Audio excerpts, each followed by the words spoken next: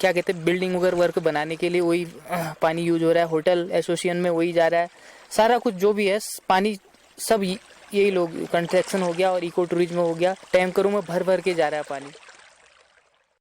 बरसात के मौसम को छोड़ ये गधेरा सूखा सूखा रहता है। धानाचूली सुंदरखाल के गांव से जब नीचे उतरते हैं तो छोटे जंगलों के बीच से निकलता है पोखराल का गधेरा। यहाँ के लोगों ने इस जीवनदायी गधेरे को नाम दिया है कलसा नदी। पोखराल गांव से बहता ये गधेरा कई गांवों को पीने के पानी के साथ खेती के लिए भी इस पानी का इस्तेमाल किया जाता है, या यूं कहें इस गधेरे ने ही यहाँ लोगों को बसने और खेती करने का मौका दिया। समय के साथ इस गधेरे पर और यहाँ बसे 10 गांवों के परिवारों पर संकट की घंटी बज चुकी है। सर मेरा नाम राजेंद्र सिंह बिस्ट है, मैं ग्राम सभा कौल में रहता हूँ। आज विडंबना ये है कि कलसा नदी का पानी जल स्तर बहुत कम हो गया है।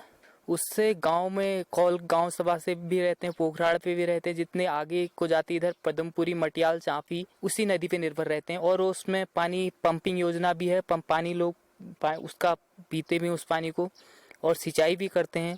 और दूसरा जो है पंपिंग योजना से उन लोगों को जो खेत नीचे सिंचित करते हैं उन लोगों को पानी नहीं मिल पा रहा है। जैसे आपको पता होगा कि हमारा क्षेत्र इको टूरिज्म से का ज़्यादा वो है, क्योंकि अभी तो ये कोरोना महामारी के उससे तो अभी तो इतना असर नहीं पड़ा है। इससे पर के साल से या आगे को पानी इसी नदी से ही सारे होटलों पे रिजॉर्टों पे जाता है। तो रोज के कहना चाहिए लगभग लमसम में 4,000-5,000 लीटर से ऊपर जाता है पर डे, से ऊपर ही, इससे ऊपर ही जाता है, ना कि कम। इससे नीचे को जो बहता हुआ पानी है वो नीचे को बिल्कुल ही नहीं जा पाता है, क्योंकि इतने जब रोज का वहां से पानी भरा जाता है तो क्या कहते हैं नीचे को पानी बिल्कुल ही सूख जाता है।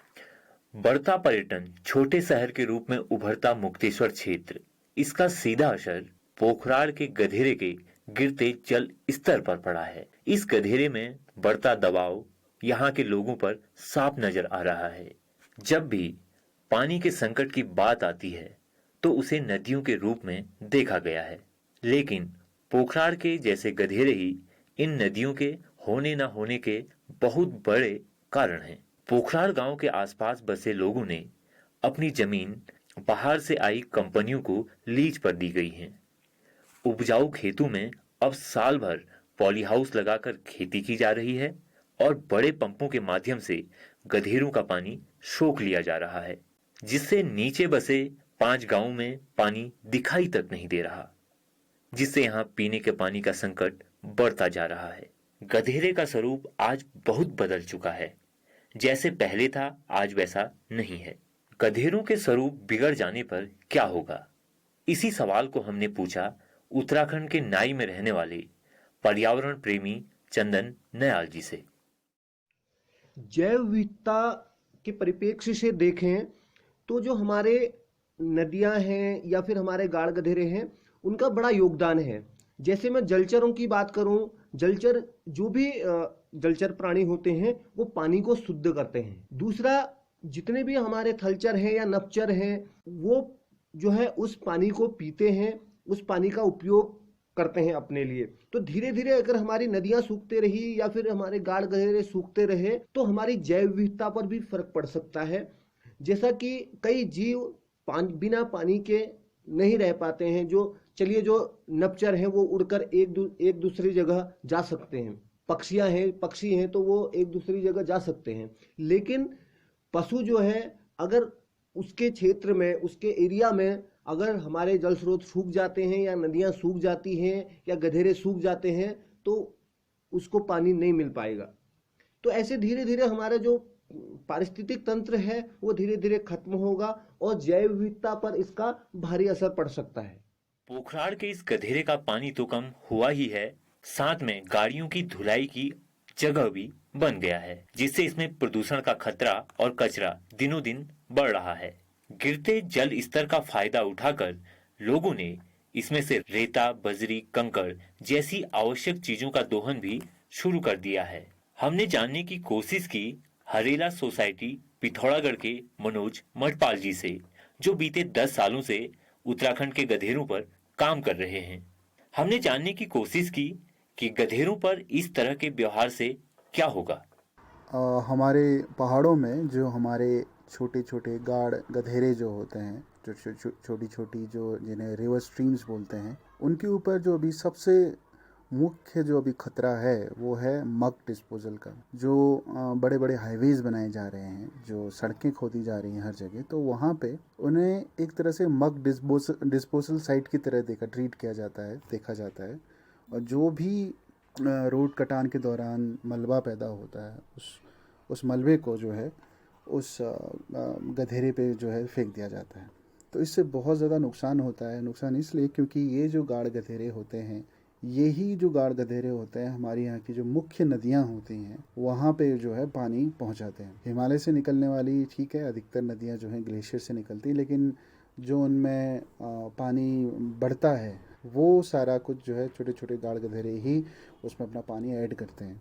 और दूसरा, जो गाड़ गधेरे और जो मुख्य नदियों में जो हमारी यहाँ की जो मुख्य जो मछलियाँ होती हैं, जो बड़ी मछलियाँ होती हैं, वो भी अपने अंडे देने के लिए इन्हीं छोटे छोटे रिवलेट्स में या इन्हीं छोटे छोटे जो गाड़ गधेरे हैं इनमें आके अंडे देती हैं। तो अगर हम इन्हें मलबे से पाट देंगे तो इससे जो एक मछलियों की जो डाइवर्सिटी है वो बिल्कुल ख़तरे में आ जाती है। और फिर हमारी जो नदियां हैं वो साफ़ नहीं हो पाती हैं, क्योंकि मछलियों का एक बहुत बड़ा जो रोल होता है वो नदियों को स्वस्थ रखना भी होता है। साथ ही साथ जो हमारे गाड़ गधेरे हैं उनमें से अगर एक हद से, या कहना चाहिए कि अगर कॉमर्शियल ढंग से अगर वहाँ से लोग पानी लेना शुरू कर दें या फिर वहाँ से रेता निकालना शुरू कर दें, सैंड माइनिंग करना शुरू कर दें, तो ये भी एक ख़तरनाक चीज़ है। क्योंकि इससे गांव के आसपास जो है आपदाएं आ सकती हैं। जैसे कई ऐसे जोन बन सकते हैं, कई ऐसी जगहें बन सकती हैं जहाँ पे ज़्यादा सैंड माइनिंग करने से जो है लैंडस्लाइड आ सकता है। जहाँ पे ज़्यादा सैंड माइनिंग करने से जो है आसपास के जो खेत हैं उनको नुकसान हो सकता है। सॉइल इरोजन यानी कि जो भूमि होती है, जो मिट्टी होती है, उसका अपरदन बहुत तेज़ गति से होने लगता है अगर हम जो है सैंड माइनिंग एक हद से ज़्यादा करें। हम पानी वहाँ से बहुत ज़्यादा मात्रा में अगर निकालना शुरू कर दें तो इससे वहाँ के जो जलीय जीव जंतु हैं और उससे जुड़ा हुआ जो पर्यावास है और उससे जुड़ा हुआ जो हमारा खेती का काम है वो बहुत बुरी तरह से प्रभावित हो सकता है अगर हम ये सब करना शुरू करें। और जैसा कि है कि अगर हम अपने गाड़ गधेरों को स्वस्थ नहीं रखेंगे तो जो मुख्य नदी है उसका स्वास्थ्य में बहुत बुरा प्रभाव पड़ेगा। वहाँ के जीव जंतु यहाँ पे अपने अंडे देने आते हैं छोटे छोटे गाड़ गधेरों में, तो उनका पूरा का पूरा जो है कहते हैं जैसे स्पीशीज़ एक्सटिंक्शन, यानी कि उनका पूरा का पूरा जो है प्रजाति ही ख़त्म होने की कगार पे आ सकती है। तो हमें अपने गाड़ गधेरों को बचाए रखना चाहिए। उनकी सुरक्षा करना सीधे तौर पे और कई बार इनडायरेक्टली भी हमारे रिसोर्सेज जैसे कि खेती है, जैसे कि अन्य जीव जंतु हैं, हमारी जैसे मुख्य नदियां हैं जहाँ से कि बड़े बड़े शहरों को, बड़े बड़े नगरों को जो है पानी सप्लाई होता है, तो उन सब का स्वास्थ्य भी इन सब छोटे छोटे गाड़ गधेरों के स्वास्थ्य पे निर्भर करता है।